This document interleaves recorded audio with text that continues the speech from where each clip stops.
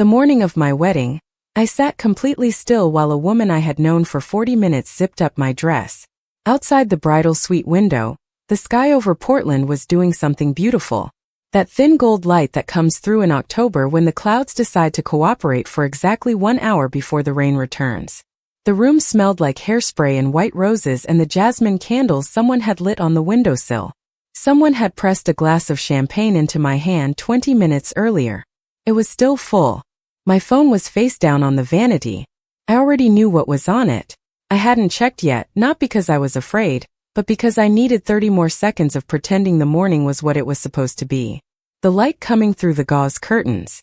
The sound of my bridesmaids talking softly in the next room. Someone laughing at something I couldn't hear. The weight of the dress, heavier than I expected, like it was trying to keep me rooted to something real. Before I tell you what was on that phone, before I tell you what my sister had spent 6 months quietly building toward, I want to ask you something. Tell me where you're watching from right now. Tell me what time it is there. Because I want to understand how far a story has to travel before it finds the people who need it most. People talk about family like it's a fixed thing. Like blood is a contract. Like love is guaranteed by the sequence of your DNA. And the fact that you shared a bathroom growing up. I used to believe that, or I wanted to.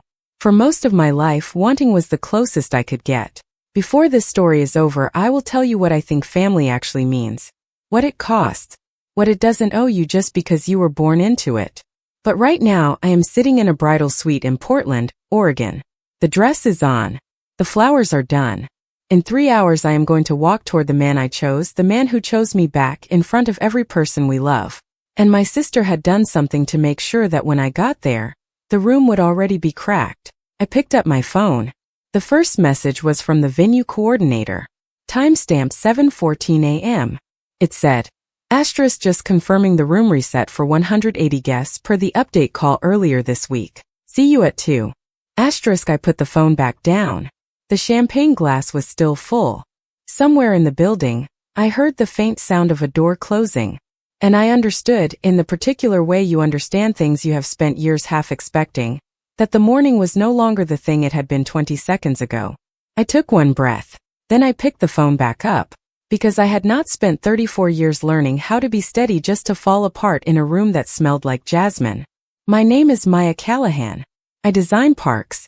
Not the kind with a slide and a chain link fence. I mean the kind of space that changes a neighborhood's relationship with itself. Green corridors through dense cities.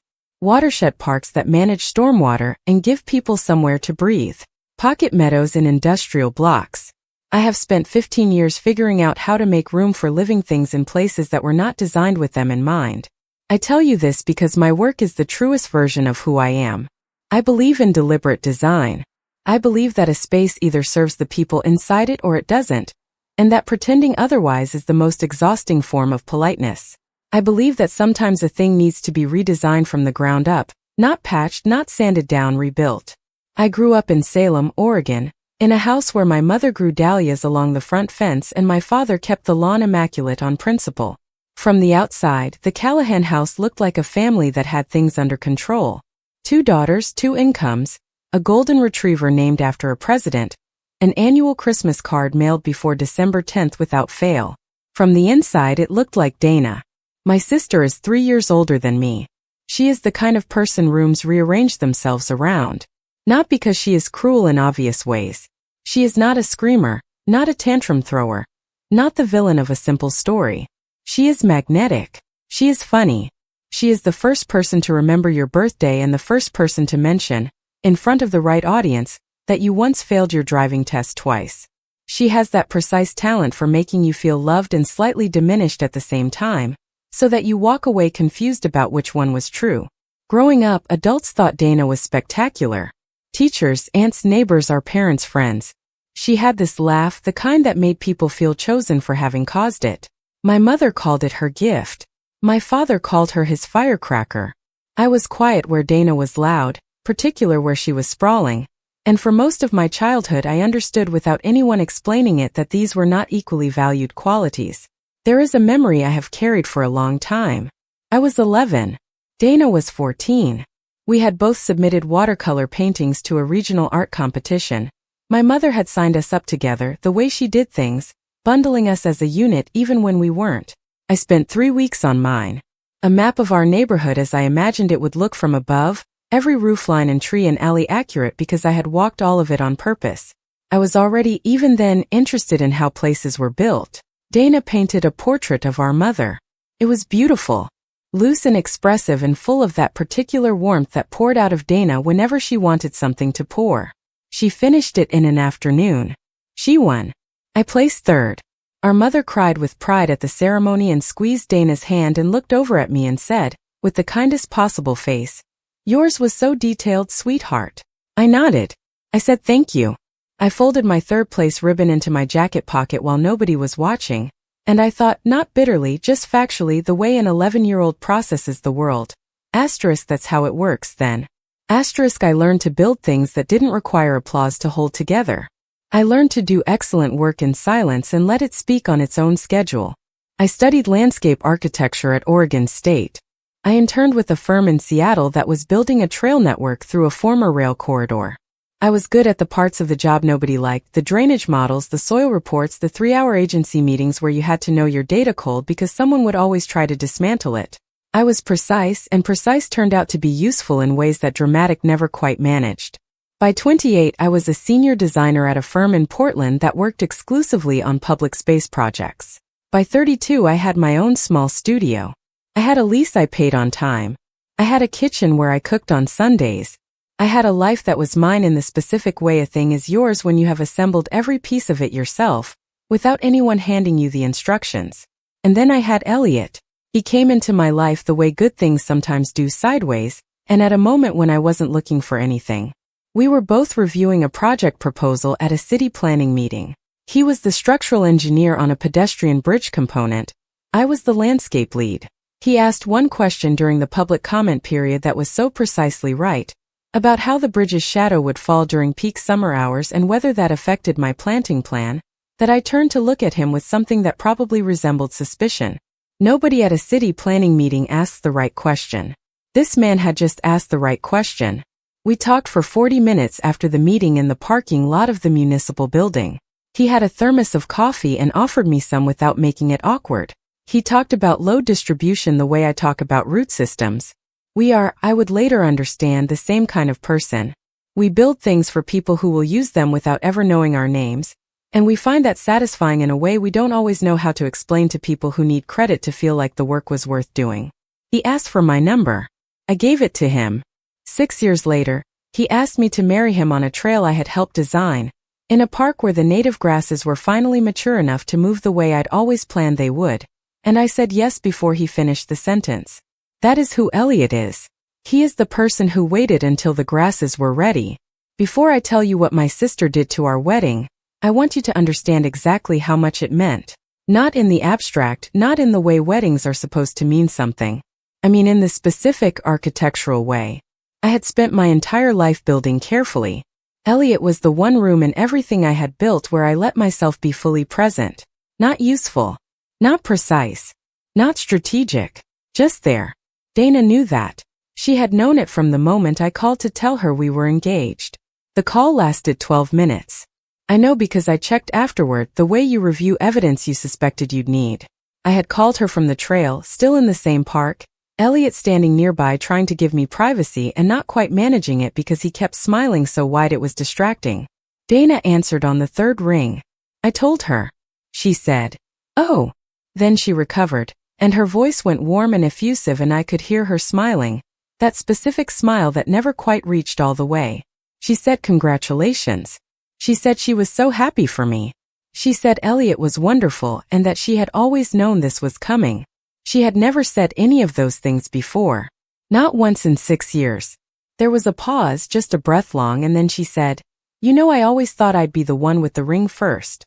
She laughed after it, that perfect laugh, so the sentence floated somewhere between confession and joke. But that's such a me thing to say. Ignore me. I'm just so thrilled. I said of course. I laughed too. We hung up. I stood there on the trail for a moment. The grasses moved. Elliot came over and took my hand. And I thought, not for the first time, asterisk, there it is. Asterisk, that's the sentence that told me everything I needed to know about what the next year would look like. I want to be fair to my parents here. They were genuinely happy. My mother cried the good kind of tears when we told them in person. My father shook Elliot's hand for a long time and said something quiet to him that made Elliot nod. They were not bad people. They were people who had spent 30 years loving a version of Dana that was easier to see than the accurate one, and who had built their family's emotional architecture around not disturbing that view. When Dana began, she began slowly. She always begins slowly. She volunteered to be maid of honor before I asked, over a family dinner in January, 2 months after the engagement. She announced it, actually looking at my mother while she said it, not at me. My mother said, "Oh, how lovely." My father said that made sense. I looked at Dana and thought, do I want this? And I thought, she's my sister. And I said yes. The next 4 months taught me what that yes cost. She missed the first dress fitting. She texted 20 minutes beforehand. Asterisk clinic appointment ran long, so sorry. Pictures? Asterisk she had been at brunch. I know because Elliot's colleagues saw her. I did not say anything. I rescheduled. At the second fitting she came. She stood beside me in the mirror and said, "It's beautiful. Very classic. Very safe." She said it while adjusting my shoulder strap, her eyes on her own reflection as she said it, and the word safe sat in my chest like something small and cold. She suggested her own florist after I had already signed a contract with mine. She emailed my venue coordinator directly, I found out a month later, to ask about alternative menu options, because she thought my choices were too conservative for the guest demographic. The coordinator had been confused, had politely deflected, had, I would eventually learn, made a note in my file. She called my mother twice in the same week to say she was worried I was stressed, that I seemed unlike myself, that she hoped I was okay. Each call seeded just enough concern to make my mother call me asking careful questions. I answered them. I said I was fine. I thought about the way Dana always builds her architecture before anyone has noticed construction has started. The conversation that hit me hardest happened 6 weeks before the wedding. We were at her apartment having wine and she said, and this is almost verbatim because I wrote it down that night, "I just want today to go well for you. All of it. Because I know how much you need things to go according to plan." She touched my hand when she said it. Her face was so open, so warm. "You've always been like that. Even as a kid. If the plan falls apart, you fall apart. Remember your art competition?" She laughed light and fond. "You were devastated. You wouldn't talk for 2 days." I had not been devastated. I had placed third and folded my ribbon into my pocket. But that was not the point.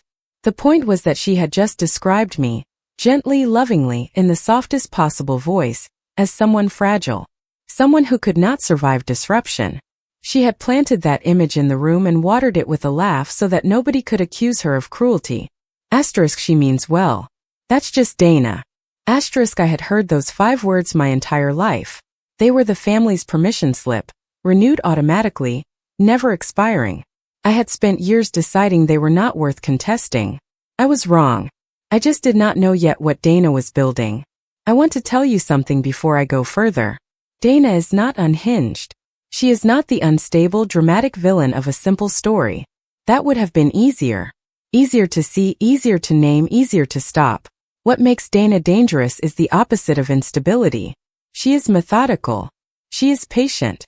She plans the way someone plans who has been practicing their whole life on small things, getting the texture of it right so that when the moment finally deserves real effort, she is ready. The wedding was the moment. And she was very, very ready. What I know now, assembled in the weeks after, piece by piece, the way you reconstruct a thing that was deliberately broken, is that Dana began 4 days before the wedding.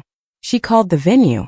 I know this because the venue coordinator, a woman named Cressida who apologized to me more in one phone call than I have ever needed from a stranger, told me afterward. Dana called on a Wednesday, asked to speak to whoever managed the event details for the Callahanshaw wedding, and introduced herself as Maya's sister and point of contact for day of logistics. She did not impersonate me. She was smarter than that. She said she was calling on my behalf because I was overwhelmed and had asked her to handle some last-minute confirmations. Then she confirmed a change. She told them the headcount had shifted, that several guests on the original list had confirmed late, that the catering count should be bumped to 180 from the 160 we had contracted, and that the room layout would need to adjust accordingly to accommodate the additional tables. She said I would follow up by email. She never followed up by email, because there was no email address the venue had for her. Cressida, taking her at her word, logged the update and began the reset. The catering overage alone was $4,000. The room reset meant my original seating arrangement, which I had spent 3 evenings building, placing people with the precision of someone who knows her guests and knows what proximity does to certain combinations of people, was now meaningless. New tables. New configuration. No time to reconstruct the plan. That was Wednesday. On Thursday night, the night before the rehearsal dinner, Elliot's phone received a text from a number he didn't recognize. I know what it said because he told me verbatim because Elliot does not keep things from me even when he wishes he could. It said, *K, I know this is weird. I'm a friend of Maya's from college and I'm honestly not sure if I should say anything, but she called me last week kind of freaking out. Said she wasn't sure she was ready and didn't know how to tell you. I'm sure it's just nerves. Just thought you should know. Don't tell her I texted. * He showed me that text on the morning after the wedding. His hands were very still when he held the phone out to me. I said, "Did you believe it?" He said, "No. Not for a second." Then he said, "But there was about 45 seconds where I had to decide that. And I want you to know it was the worst 45 seconds I've had in years." That is what the message was designed to do. Not to convince him. Dana knew Elliot. She knew he knew me. It wasn't about convincing. It was about planting 45 seconds of doubt inside the person I loved most, on the night before our wedding, so that when he saw me the next morning something would be different in the room between us. Barely perceptible. Just a degree cooler. Just enough. She had miscalculated on Elliot. But she had tried. The rehearsal dinner was the performance. She had written a toast. Of course she had. Dana had been writing speeches her whole life, for every audience, always landing exactly where she aimed. She stood up with her glass of wine and her perfect posture, and she talked about me with the warmth of someone giving a eulogy for a person they genuinely loved. She told the room about my perfectionism, about how I had always needed everything in order, how I triple-checked every plan, how I once remade a school project 4 times before I was satisfied. She told it like it was endearing. She was smiling the whole time. The room was smiling.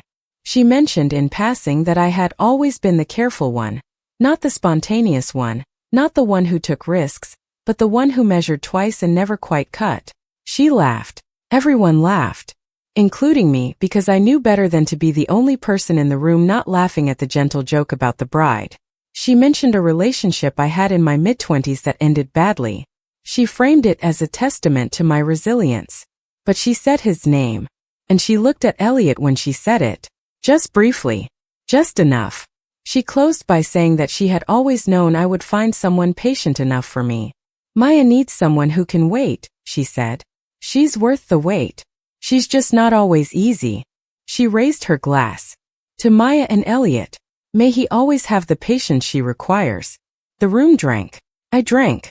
And I thought, this is the toast that will play in people's heads tomorrow when they're watching us get married. Not the love story. Not the 6 years. The image of a woman who is difficult. Worth it but difficult. Not easy. Requiring patience. That was the seed she wanted in the ground. But Dana was not finished. The morning of the wedding, I was in the bridal suite by 8. My mother arrived at 9.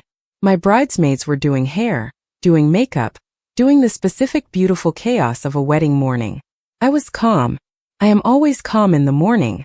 It is the one time of day I feel most myself. My mother arrived already upset. Not crying. Not dramatic. Just dimmed. The way a light dims when the voltage drops somewhere in the line. She hugged me and said I looked beautiful, and then she sat down and held her own hands in her lap and looked out the window, and I felt it immediately because I had spent my entire life reading the temperature of my mother's face. I asked her what was wrong. She said nothing. She said she was just emotional. 2 hours later, my bridesmaid Priya pulled me aside and told me what she had overheard in the hallway when my mother arrived. Dana had met her at the elevator. And Dana had told her a story. A story about something that had happened 8 years ago. A conflict between me and my mother that had been painful and private, and that we had resolved between us over years of careful work. Dana had told it with her own angle on it. Her version. The one where I had been colder than I was, harder than I was, less forgiving than I actually had been. She had told my mother this story 45 minutes before I was supposed to walk down the aisle.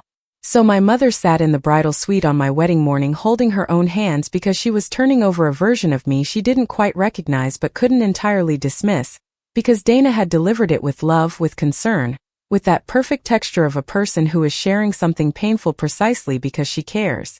That is what was on my phone when I picked it up in the bridal suite. The message from the venue. The first crack in the window. I knew in that moment the full shape of what my sister had built. Not all the details, those came later. But the architecture. I recognized it the way I recognize bad design. Not because it announces itself, but because something about the space feels wrong before you can name why. I set my phone down. I looked at myself in the mirror. The dress. The light. The jasmine. And I thought, she has been practicing her whole life. And so have I. The wedding happened. I want to say that plainly before anything else. It happened. Not perfectly. Not the way I had imagined it in the 3 evenings I spent arranging a seating chart that no longer existed. Not with my mother's face at full brightness.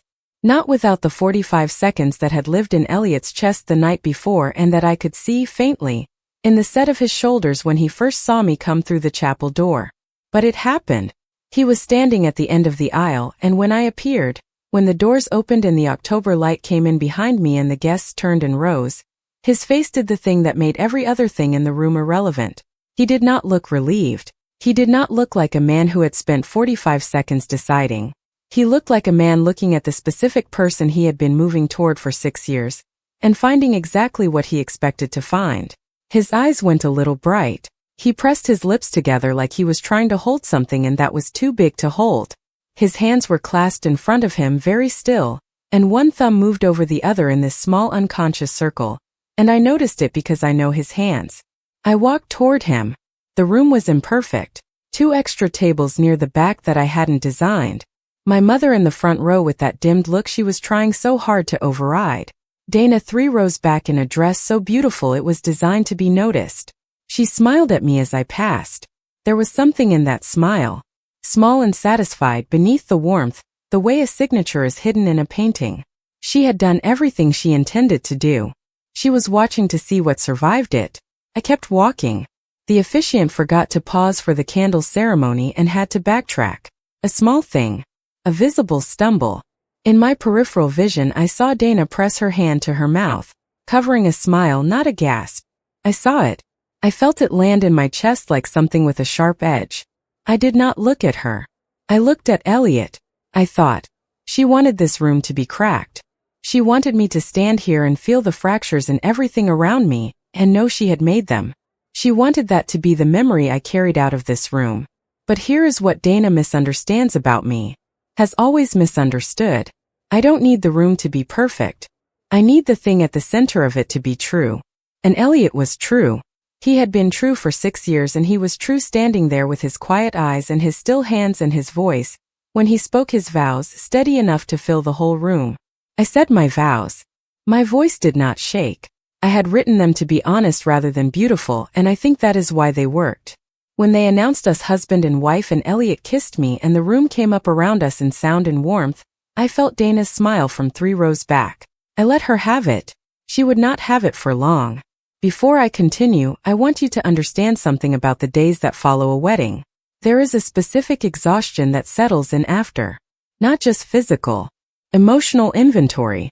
The way you replay every moment, every face, every word said at the wrong time or the right one, cataloging everything that made it into the record. Elliot and I took 5 days in a rented cabin on the coast. No agenda. Just rain and firewood and the particular silence of 2 people who have just made something permanent and want to feel that weight together. I did not look at my phone much. I did not talk about Dana. But I thought about the venue message. And I filed it. The first piece came from Cressida. She sent an email on the Monday after the wedding to check in on how the evening had gone the way coordinators do, and to flag that she wanted to follow up about the headcount adjustment because the catering overage had come through and she needed to know how I wanted to handle the invoice. She apologized for the confusion. She hoped the room layout had worked out despite the last-minute change. She said she had been surprised by the call but had no reason to doubt my sister's authority. I read that email twice. Then I read it again. My sister's authority. I called Cressida. She was warm and immediately apologetic and gave me every detail she had. The Wednesday call. The head count. The room reset. The fact that she had made a note of it but had received no follow-up email. I asked her if the voice had sounded like mine. She paused. She said she hadn't spoken to me enough to know the difference. She said the woman had been calm and professional and had known details about the event that suggested she was closely involved. I said thank you. I wrote everything down. The second piece came from Priya. She texted me that same Monday asking if we could talk. I called her from the cabin porch with the sound of the ocean below us. She told me what she had overheard in the hotel hallway. My mother arriving. Dana waiting at the elevator. The conversation. The story Dana had told. Priya said she had been deciding for 4 days whether to say something. She apologized for waiting. I told her not to apologize. The third piece came from Elliot. He showed me the text that night, sitting across from me at the cabin table with 2 mugs of tea between us and the fire going low. He had saved it. He had been waiting for the right moment, which, as I said, is the kind of man he is. Patient. Deliberate. He does not deliver hard things carelessly. I looked at the number. Then I did something simple, something anyone can do. I searched it in a reverse lookup. It was a free service. It took 40 seconds. The number traced to an account registered to a device purchased under Dana's email address. She had not been careful enough. Or she had not expected me to look. I sat with that for a long time. The table. The fire. The rain against the windows. Elliot watched me with his hands around his mug and his very still face. The face he uses when he is managing something large and doesn't want the size of it to crowd me. He said, "What do you want to do?" I said, "I want to understand the whole thing first." He said, "Okay. That is the conversation. That is what it looked like. No screaming. No theater. Just 2 people in a cabin by the ocean deciding together that clarity was more useful than reaction." I built the file over the next week. Not because I needed to. I knew what she had done. But I am a landscape architect. I work with documentation. I believe in the evidentiary weight of a thing set down plainly. I wanted the full picture before I walked into any room where the picture might be contested. When the file was complete, I called my mother. My parents have a dining room that was designed for impression. Heavy mahogany table. 6 chairs with upholstered backs. A chandelier my mother found at an estate sale 20 years ago, and has polished twice a year since. Family dinners here tend toward occasion. Holidays. Announcements. The specific kind of gathering where everyone arrives having already practiced what they are going to say. I asked for a dinner on a Sunday 2 weeks after the wedding. I told my mother I wanted to talk about something important. I told her it needed to be all 4 of us. I said it calmly, the way I say everything, and I think that calmness worried her more than anger would have. Dana arrived last. She was wearing a beautiful camel-colored coat and carrying a bottle of wine she set on the counter like a gesture. She kissed my cheek. She smelled like her usual perfume. She said I looked rested. She meant it as a compliment. We sat at the mahogany table. My mother had made roast chicken without asking what anyone wanted, which is a family habit that at any other dinner I would have found comforting. The smell of it filled the room. My father poured water. Dana poured wine. Nobody spoke about why we were there because nobody except me knew the full answer. I had a folder in my bag. I did not take it out yet. I waited until everyone had food on their plates. I wanted the room settled. I wanted everyone fed, physically comfortable, without the excuse of hunger or motion to hide behind. Then I said, "I want to talk about the wedding." Dana looked up. Her face was very open. Arranged. I said I wanted to start with the venue. I described the call to Cressida, the headcount change, the $4,000 overage, the room reset that dismantled a seating arrangement I had spent weeks building. I described it without inflection. Just the facts in order. My father put his fork down. My mother's face was doing calculations. Dana said, "I don't know what she told you, but I was trying to help. You were overwhelmed. I was taking things off your plate." I said I had not asked her to contact the venue. She said sometimes people who love you do things without being asked. I took the folder out. I put Cressida's email in front of my parents. Then I placed the transcript of our phone conversation, which Cressida had allowed me to document. I placed the invoice for the catering overage beside it. Then I described the text Elliot received, the number, the reverse lookup, the account registered to Dana's email address. My mother said very quietly, "Dana." Dana said the lookup was wrong. Those services were notoriously inaccurate.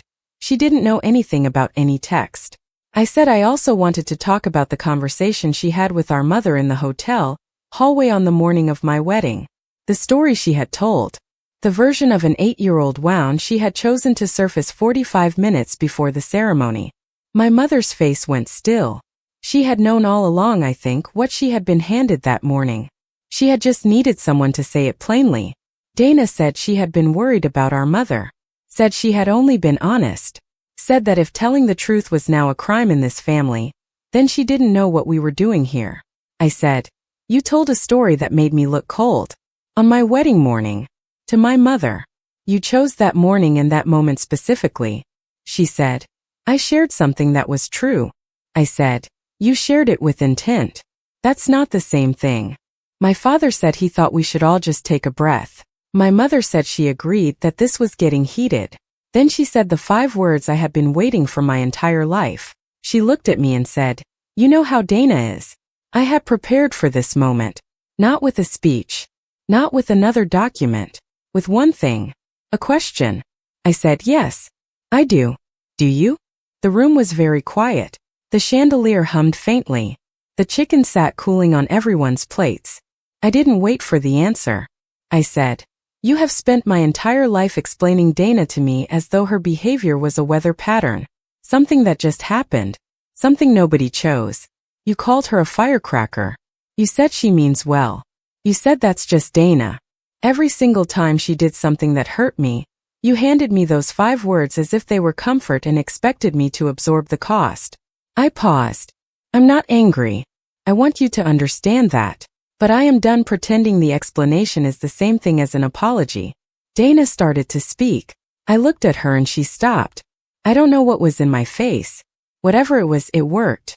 I said, "You wanted me to feel it. On my wedding day. You wanted to walk into that chapel knowing the room was already cracked, that Elliot had a doubt he had to carry through the night, that our mother was sitting in the front row with a story about me that wasn't mine. You wanted to watch me get married in a room you had quietly taken apart. And you wanted me to smile through it because that's what I've always done. That was the plan."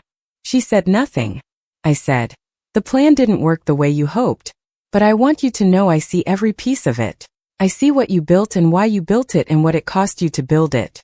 And I want you to sit with that." She said finally that I was jealous. That I had always been jealous of her. That everything she did, I had found a way to make into an attack. That I was the competitive one, the one who had always needed to win. And that all of this was just me trying to be the one with the grievance the way I always needed to be right. I looked at her for a long moment. Then I said the thing that ended the argument. Not by winning it. By stepping out of it entirely. I said, "I spent years trying to earn a place in the story you were always the center of. I'm not interested in that story anymore." I put the folder back in my bag. I stood up. I am a landscape architect. I spend my professional life making decisions about what belongs in a space and what doesn't. Not based on what's convenient. Not based on what was always there. Based on what serves the people who need to use it. Sometimes that means removing a structure that has stood for decades because it's blocking the light. Sometimes it means redesigning the flow of a path because the way people are actually moving through the space is different from what the original plan assumed. I am not sentimental about bad design. I told my parents before I left that night that I loved them. That was true. It has always been true. I told them I was not removing them from my life. But I told them that I could only continue a relationship with them that was honest. That did not ask me to manage Dana's behavior for everyone's comfort. That did not hand me 5 words and a smile and expect me to absorb what those words had always been protecting. My mother cried. My father held her hand. They did not say very much. I think they were people who had lived for 3 decades inside a family arrangement that had worked well enough, and they were only beginning to understand what it had cost the person who hadn't been in the center of it. I told Dana, calmly at the door while she was putting on her coat, that I would not be seeking her out. That I would not be responding to her calls. That if family events required us to be in the same room, I would attend on my own terms and she could do the same, and we did not need to pretend that was more than what it was. She said I was being dramatic. I said I was being precise. I left. In the weeks that followed, Dana did what Dana always does. She called our mother every day.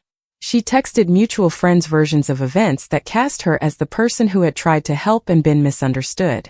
She told at least 2 of my bridesmaids that she was worried about me, that the wedding stress had changed something in me, that she hoped I would get support. She played the concerned sister with the same fluency she played every role. People who knew us both told me these things not to gossip, but because they were confused. And what I told each of them was simple. You can believe whatever version makes the most sense to you. I know what happened. So does she. That was it. That was all I had to say. Because here is the thing about Dana's architecture. It requires an audience. It requires people watching, responding, being affected. When you step out of the audience and stop performing your assigned role, the good one, the careful one, the one who measures twice and never quite cuts, the structure has nothing to stand against. It's built for reaction.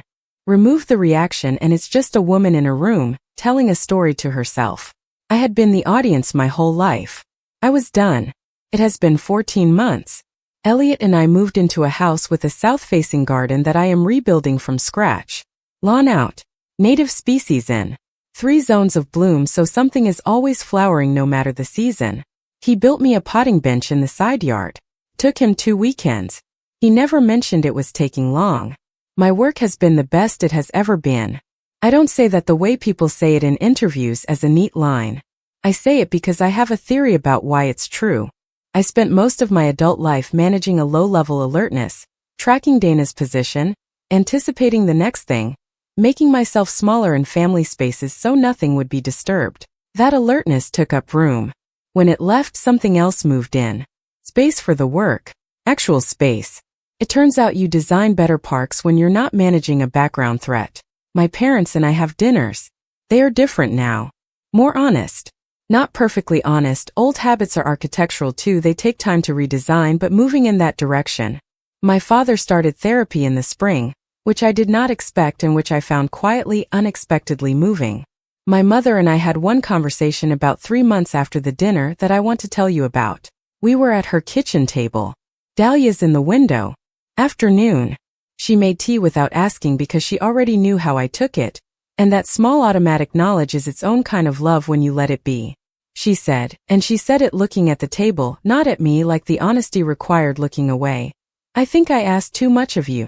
Absorbing things so that everything else could stay smooth. I thought I was protecting the family. I think I was just protecting her. She didn't say Dana's name. She didn't have to. I said, I know. She said, I'm sorry it took me this long to say it out loud. She didn't ask for forgiveness. Maybe she understood that forgiveness isn't something I owe anyone on a timeline that works for them.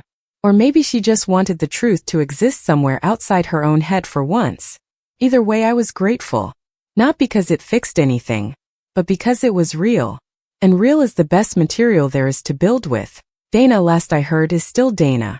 She has a new city now, a new job, a new set of people who find her spectacular. I mean that without cruelty. She is spectacular in the way a storm system is spectacular. Powerful, precise, beautiful from a certain distance. I hope she finds, someday, a version of herself she doesn't have to manage so carefully. I hope that version has less need for audiences and more capacity for the quiet kind of love that doesn't require a mirror to work. But that is her work, not mine.